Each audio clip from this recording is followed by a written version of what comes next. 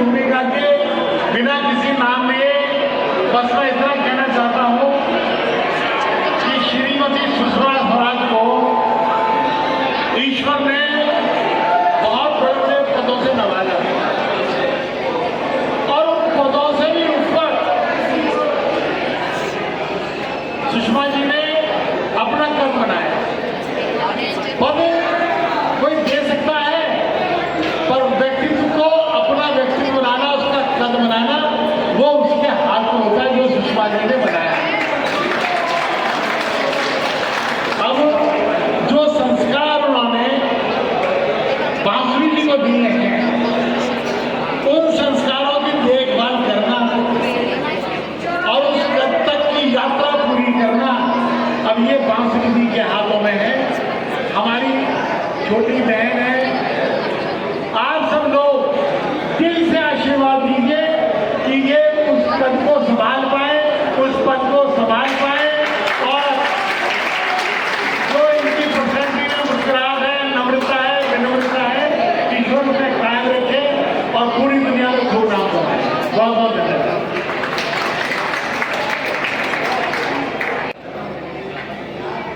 भारत माता की बिल्कुल पिन ड्रॉप साइलेंस होना चाहिए।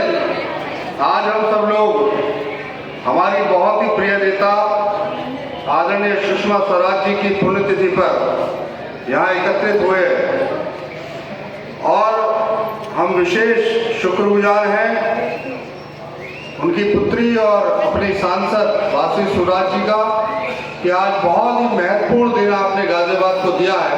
एक बार जोरदार तालियां आपके लिए।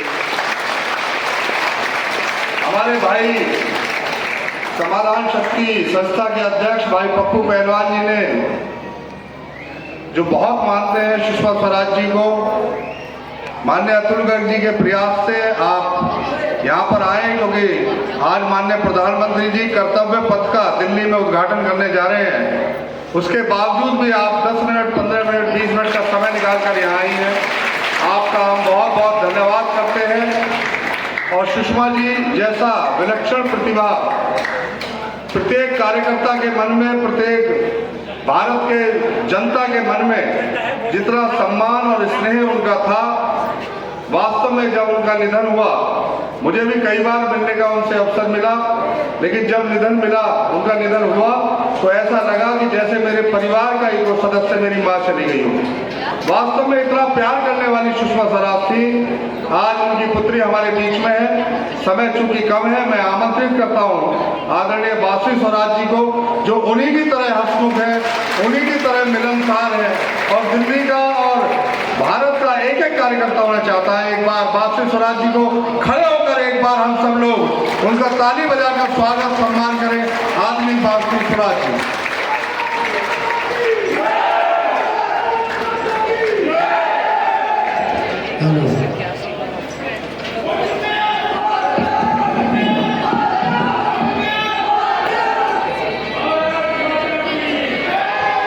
एक बार जयकारा मेरे लिए लगाएंगे और आपकी आवाज यहाँ से सरहद तक हमारे माँ भारती के जो सपूत और सुपुत्रियां हमारी सरहदों की हिफाजत कर रही है, उनके कानों तक पहुंचनी चाहिए।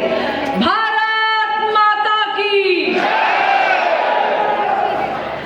मंच पर आसीन मेरे जीवन में मेरे पथ प्रदर्शक की भूमिका निभाते हुए दिल्ली के चुनाव के सह प्रभारी, जिन्होंने भारतीय जनता पार्टी का दिल्ली का 27 बरस का वनवास समाप्त करवाया, ऐसे रण के नायक मेरे बड़े भाई, आपके बहुत ही लोकप्रिय सांसद आदरणीय अतुल गर्ग जी,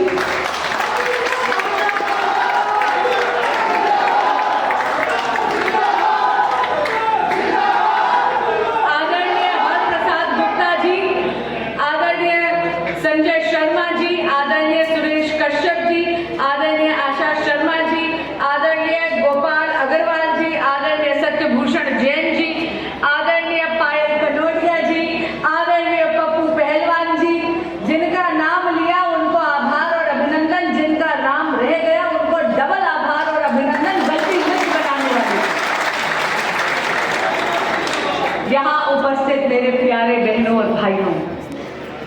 यहाँ आकर ऐसा लग रहा है कि वाकई मैं तो अपने नानके लौट आई हूँ।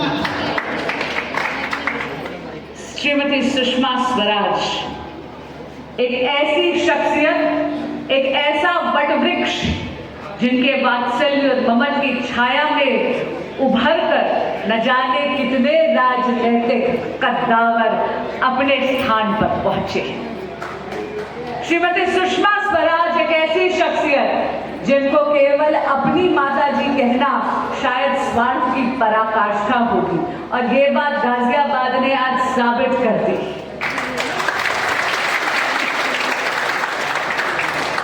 उनके प्रति आपका आदर देखकर, आपका सम्मान देखकर, आपकी निष्ठा देखकर, आपकी इतनी भारी संख्या में उपस्थिति देखकर मैं अपने आप को कृतज्ञ मानती हूँ आपसे।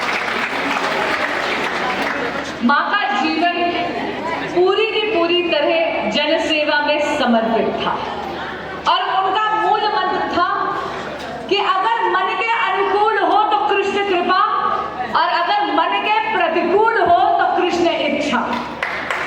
इन दो के बीच में, इन दो दायरों के बीच में उन्होंने अपना पूरा का पूरा जीवन संयम, अनुशासन और मैं कहूंगी भगवान कृष्ण की तरह जीवन रज कर जिया है। अपने अंतिम समय में भी मेरी माँ बहुत ही ज्यादा संयमित थी, अनुशासित थी।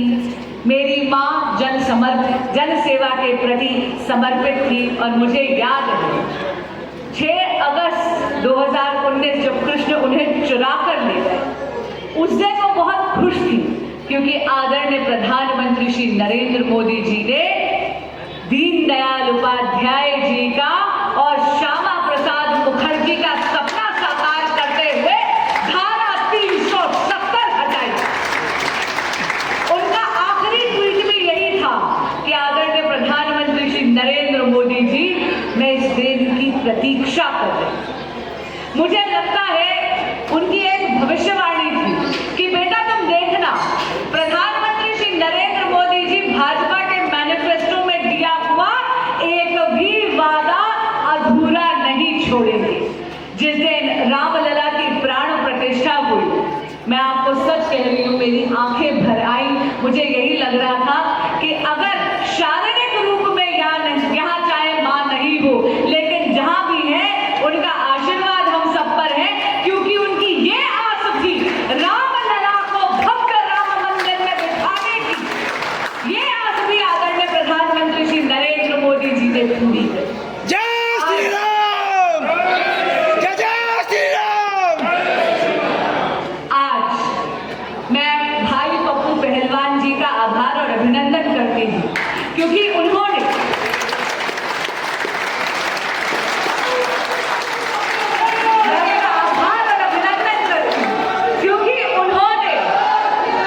सुषमा स्वराज जी को वास्तविक श्रद्धांजलि दी है। यहाँ पर मेडिकल कैंप सुनिश्चित करा है और सेवा का कार्य करा।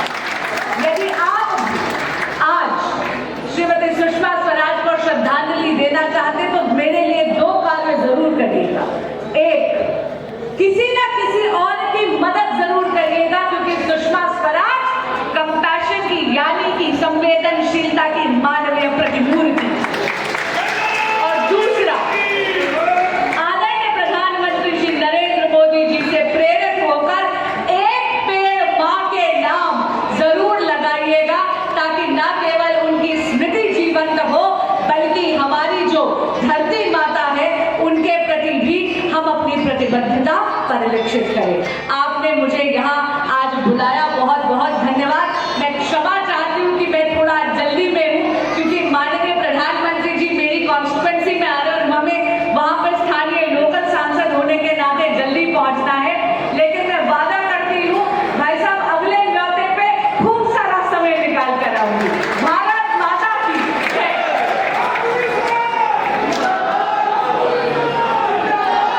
एक मिनट के लिए मैं कार्यक्रम के संयोजक भाई पप्पू पहलवान जी से अनुरोध करूंगा कि स्वागत का काम रह गया था, क्योंकि मैंने कहा पहले बुलवा लेते हैं, एक बार स्वागत करें।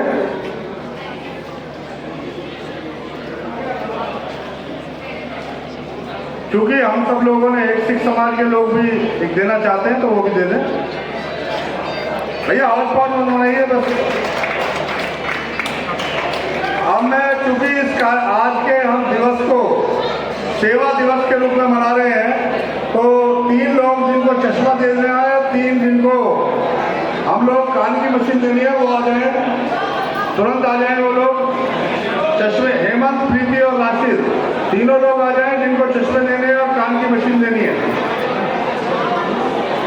और 68 लाख नमो ऐप पर जिन्होंने पॉइंट किए हैं, ऐसे हमारे कार्यकर्ता बंधु हैं, वो भी आ जाए, उनको भी सम्मानित करेंगे।